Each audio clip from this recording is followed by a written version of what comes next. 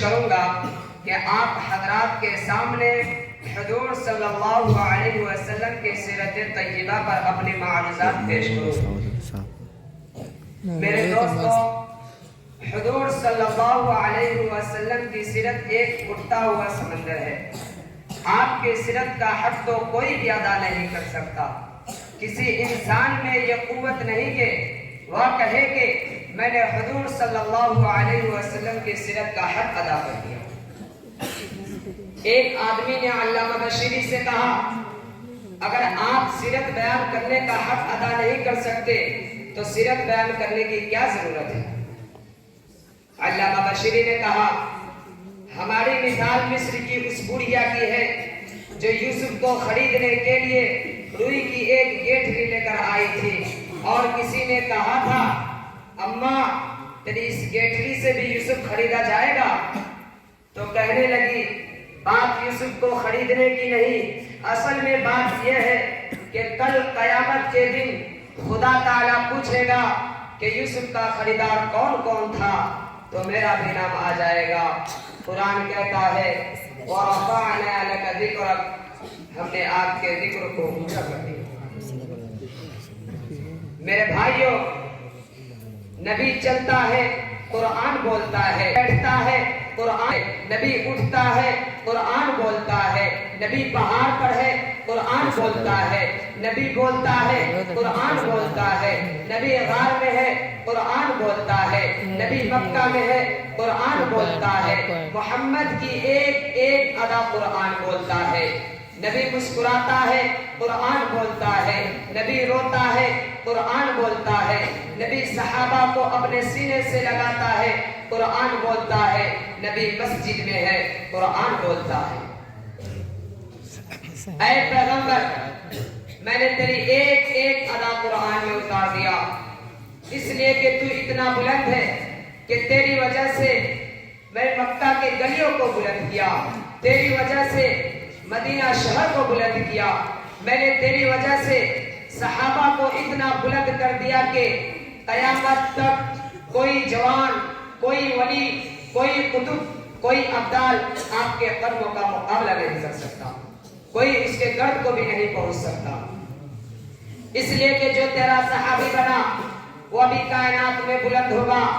ہمارا نبی نبیوں کا نبی، اللہ تعالیٰ نے اور بھی انبیاء دنیا میں بھیجے، کوئی نبی بستی کے لیے، کوئی شہر کے لیے، کوئی قوم کے لیے، کوئی علاقے کے لیے، کوئی ایک ملک کے لیے، کوئی موضوع کے لیے، لیکن ہمارے پیغمبر صلی اللہ علیہ وسلم کو دیکھو، ہمارا نبی آسمانوں کا نبی، زمینوں کا نبی، شمس و قمر کا نبی، شجر و حجر کا نبی، ساری کائنات کا نبی، تحت الثری کا نبی، عرش معلی کا نبی، اور ہمارا نبی تمام نبیوں کا نبی۔ قرآن کہتا ہے، وَرَفَعْنَا لَكَ ذِكْرَكَ، ہم نے تیرے ذکر اور تیرے شان کو اونچا کر دیا۔ موسیٰ نے لاٹھی پتھر پر ماری، پانی کے 12 چشمے نکل آئے۔ قرآن کہتا ہے، فَانفَجَرَتْ مِنْهُ اثْنَتَا عَشْرَةَ عَيْنًا قَدْ عَلِمَ كُلُّ أُنَاسٍ مَشْرَبَهُمْ، کہ موسیٰ نے لاٹھی ماری، پہاڑ سے پانی کے چشمے نکل آئے۔ دنیا حیران ہو گئی کہ پہاڑ سے پانی کے چشمے نکل آئے۔ میرے دوستو، پہاڑ سے پانی کا نکلنا قرین قیاس ہے، عقل کے خلاف نہیں۔ پانی کے چشمے تو زمین سے نکلتے ہیں، پانی کے چشمے تو پہاڑ ہی سے نکلتے ہیں۔ پانی کے چشمے کا پہاڑ سے نکلنے میں جتنا بڑا کمال ہے، اس سے بھی بڑا کمال حضور صلی اللہ علیہ وسلم نے دنیا کو دکھا دیا کہ نبی حدیبیہ کے موقع پر موجود ہے، اور صحابہ نے بتایا کہ یا رسول اللہ پانی ختم ہو گیا۔ حضور صلی اللہ علیہ وسلم نے فرمایا، پانی کا ایک پیالہ لاؤ۔ پیالہ میں تھوڑا سا پانی تھا، آقا نے اس میں نبوت والا ہاتھ ڈالا تو ان کی انگلیوں سے پانی کے چشمے نکل آئے۔ قرآن کہتا ہے، وَرَفَعْنَا لَكَ ذِكْرَكَ، ہم نے تیرے ذکر اور شان کو اونچا کر دیا۔